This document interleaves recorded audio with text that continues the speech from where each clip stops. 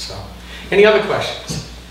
I'm just thinking that it's so easy to put some statistics in that are not accurate. So do you check each other's work to make sure that what you're stating as a fact is really, authentic and real? That is a great question. One of my requirements, other than rule number 1 and rule number 2, is that everybody who writes something has to have a link back to their source material. Now, the source material may be wrong, and at this point, I know Steve and I have seen so much, we can kind of tell this isn't feeling right, and we'll go off and we'll double check that against some other sites.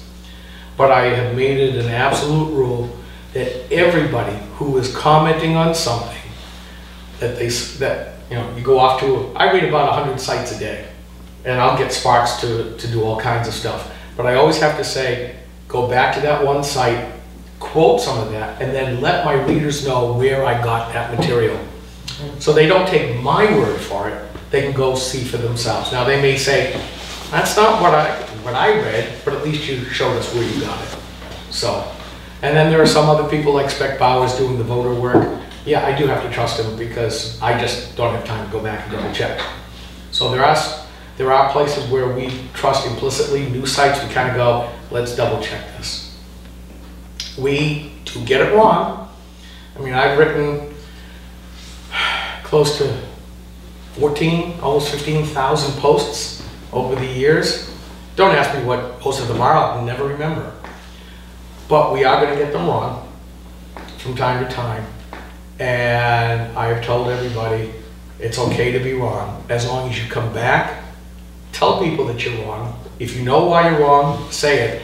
And then we write so often that post may have been weeks ago and it's rolled off the front page. Bump it back up to today so it's at the topmost so that our readers can say, okay, we have to retract this, or we have to say we're sorry to somebody else. That's mandatory. It doesn't happen very often, but when it does, it's got to happen. And that just happened to me 3 weeks ago.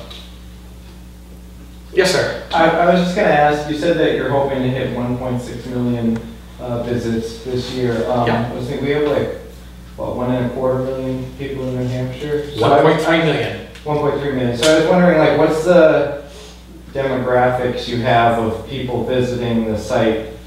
Because sometimes you have sites where you find, if you look at the actual viewers, you find people from like Norway or weird places visiting and reading about, even though it's, I was just wondering.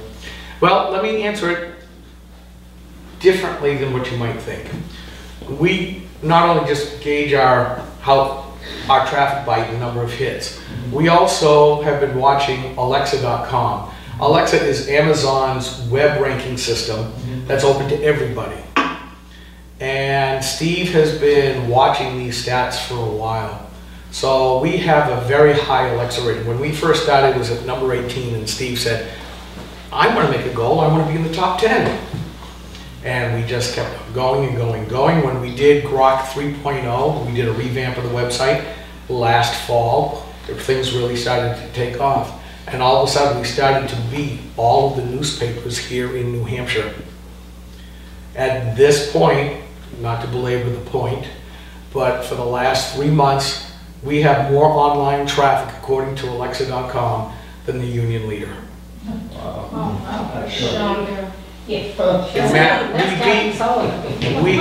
beat almost all the newspapers. I think we beat all the newspapers in Maine and Vermont.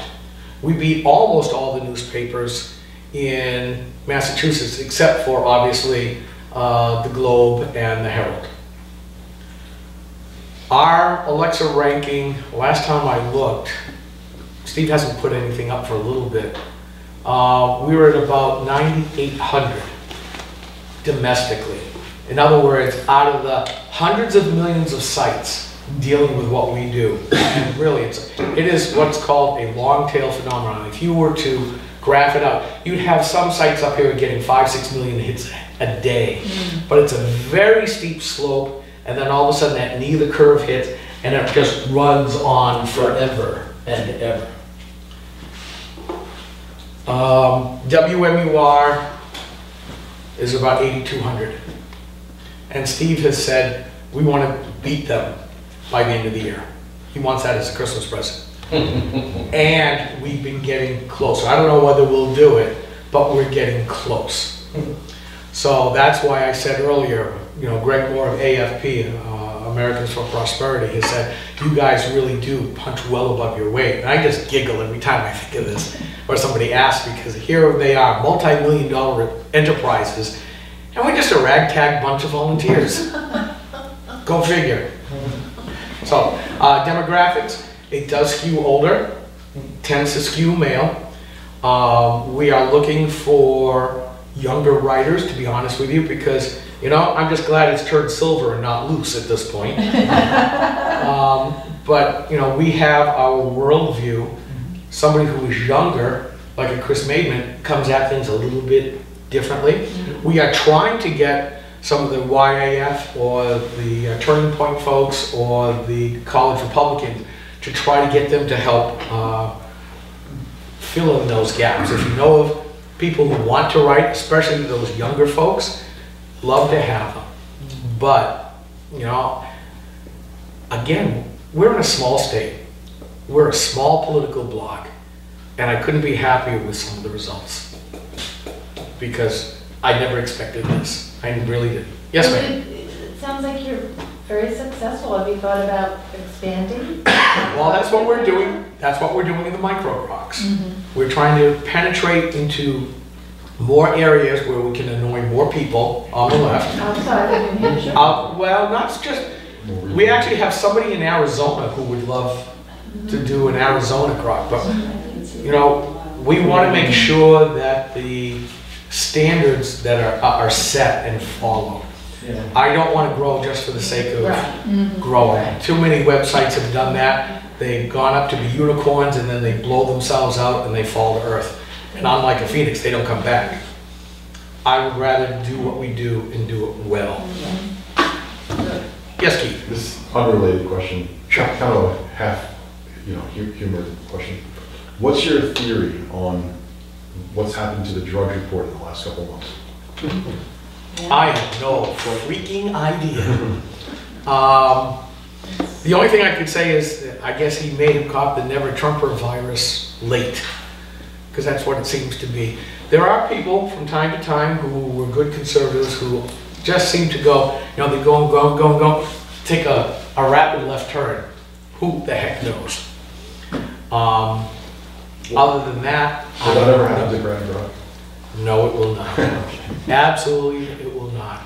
You know, there is, gosh, what's the name of the law? There is a law that, sort of like Godwin's law, whoever mentions Hitler first loses the argument. There's another law that says any group or organization that is not explicitly conservative eventually will go left. You look at a lot of the foundations with lots of money that are now funding leftist type stuff. They originally started off as conservative entities. But once in a while, you know, you get one in and then it keeps moving and moving and moving. Steve and I have talked about this for years, and I would shut Granite Crop down before I let it go left.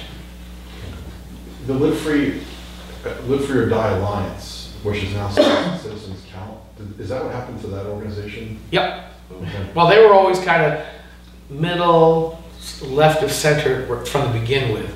I almost kind of think they had to change their name because it's sort of like the Democrats did.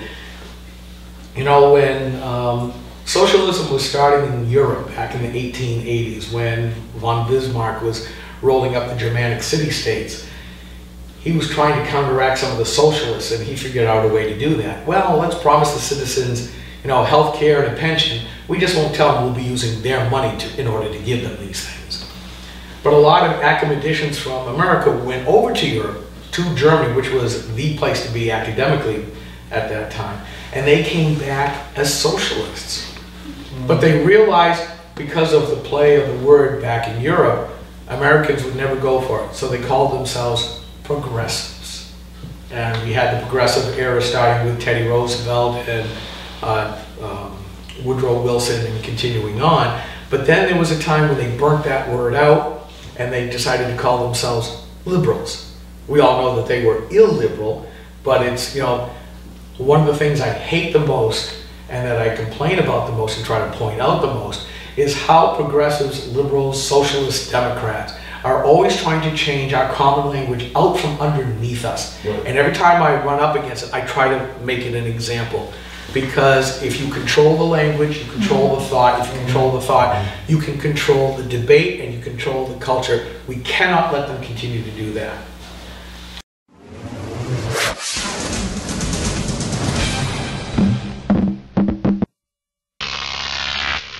Crop TV.